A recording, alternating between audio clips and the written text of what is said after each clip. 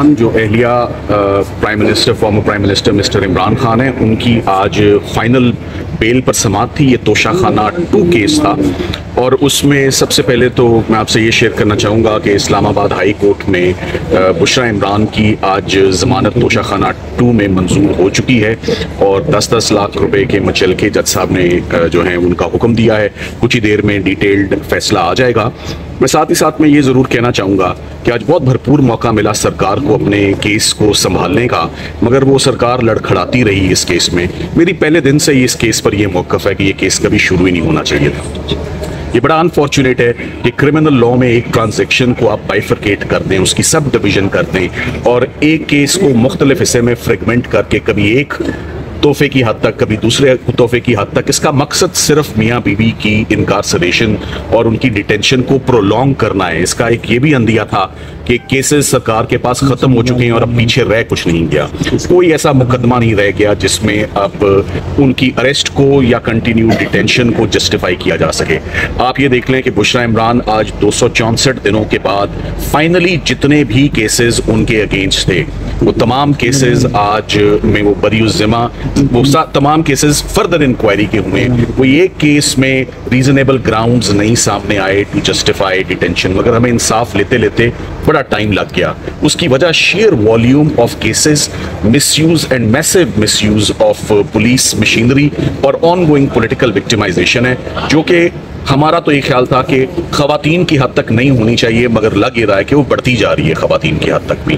तो आप ये देखें कि बुशरा इमरान से अब वो इमरान खान साहब का तकरीबन पूरा ही कुंबा इस वक्त ज़ेर हिरासत है। हलीमा खान साहिबा जो हैं और उनकी बहन उज़्मा खान साहिबा भी इस वक्त डिटेंशन में है और कल जज साहब ने रिकॉर्ड ना आने पर 3 दिन की तारीख डाल दी एक स्ट्रेट अवे केस में जिसमें बेल उनकी होनी चाहिए थी। मैं तोशाखाना केस पर वापस आके सिर्फ 2 से 3 जुमले इस पर बोलना चाहूँगा।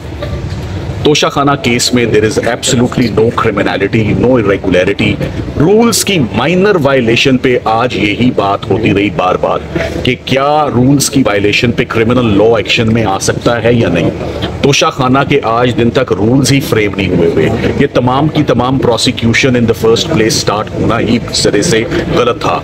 आज ये भी बात बिल्कुल क्लियर हो गई कि जो तोशाखाना 1 ग्राफ सेट में भी जो कन्विक्शन हुई है वो भी सेट असाइड होगी स्ट्रेट अवे, क्योंकि क्लॉज 1 और क्लॉज 13 जो तोशाखाना प्रोसीजर का है वो क्रिमिनल लॉ में एक्शन प्रिस्क्राइब ही नहीं करता। ये उन लोगों के लिए एक्शन है जो बाहर से खुदा ना खास्ता तोहफा वसूल करते हैं और उसका पाकिस्तान आकर जिक्र ही नहीं करते। यहाँ इमरान खान साहब और उनकी एहलिया को जैसे ही तोहफा मिलता है पाकिस्तान आके कैबिनेट डिवीजन को ना सिर्फ इन्फॉर्म करते हैं, उसकी प्राइवेट अप्रेजर उसकी एवेल्युएशन करता है, कस्टम्स के 3 ऑफिशियल्स उसको रिकन्फर्म करते हैं और एक सीनियर ऑफिशियल उसको वेरीफाई करता है। सो एक चेक लिस्ट है।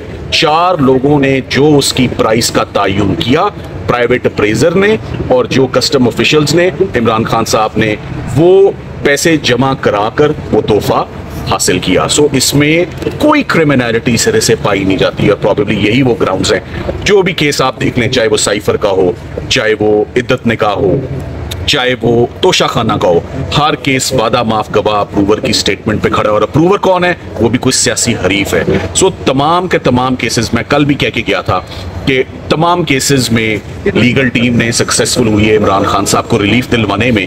इसकी वजह ये नहीं है कि शायद ये जी हमारा बहुत बड़ा कमाल है। मैं तो कल भी कह गया था कि केसेस के पल्ले ही कुछ नहीं था, केसेस में क्रिमिनलिटी ही नहीं थी। प्रोसिक्यूशन कंसिस्टेंटली साबित करने की कोशिश करती रही है और कंसिस्टेंटली फेल होती रही है, कंसिस्टेंटली कोलैप्स होती रही है। जितने भी केसेस प्रोसिक्यूशंस ने आज दिन तक बनाए, starting from private prohibited funding का केस हो, जज जेबा केस हो, साइफर केस हो, इद्दत निकाह केस हो, 9 मई का केस हो या अब तोशाखाना 2 का केस हो, हर केस ने यही अंजाम पाया कि हम यहाँ बाहर निकल के, सलमान राजा साहब मेरे साथ हमेशा खड़े होते हैं और हम आपको बताते हैं कि ये केस भी बरी हो गया या इस केस में भी जमानत हो गई। सो प्रोसिक्यूशंस 2 साल से एडमेंट हैं कि ये क्रिमिनल हैं और जो फैसले आ रहे हैं वो एक ही बात इंडिकेट करता आ रहा है बार बार कि ये पॉलिटिकल विक्टिमाइजेशन है और यहाँ पर not even an iota, not even a speck of criminality on part of the couple. So अब उम्मीद करते हैं, जो मैं उम्मीद करता हूँ ये है कि finally better sense should prevail. One must bury the hatchets, ये तो 302 के केसेस में भी ऐसा होता है कि जब बहुत अरूज पर ताल्लुकात ख़राब हो जाते हैं तो बैठकर बात होती है। ख़वातीन की हद तक मुशर्रा इमरान आज फाइनली मेरे रेडार पर लीगल, हमारी टेबल पे इस वक्त कोई ऐसा और मुकदमा नहीं है to the best of our knowledge जिसमें वो इस वक्त रिक्वायर्ड हों या जिसमें उनकी गिरफ्तारी जो है वो दरकार हो।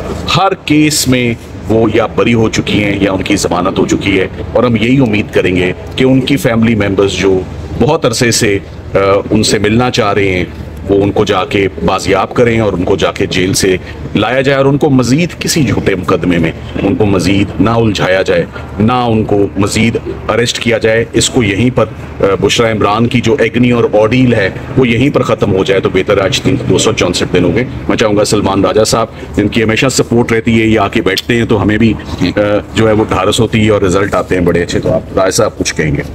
राजा साहब, पीटीआई एक दफा फिर इजलास में नहीं बैठी है सर, इस केस के बारे में थोड़ा सा। देखिए, ये केस आपके सामने है, सलमान सफदर साहब ने बड़ी वजाहत से बयान कर दिया। देखिए, एक सिलसिला है झूठे केसों का, एक सिलसिला है सियासी अनाद को कानून का जुर्म का रंग देने का।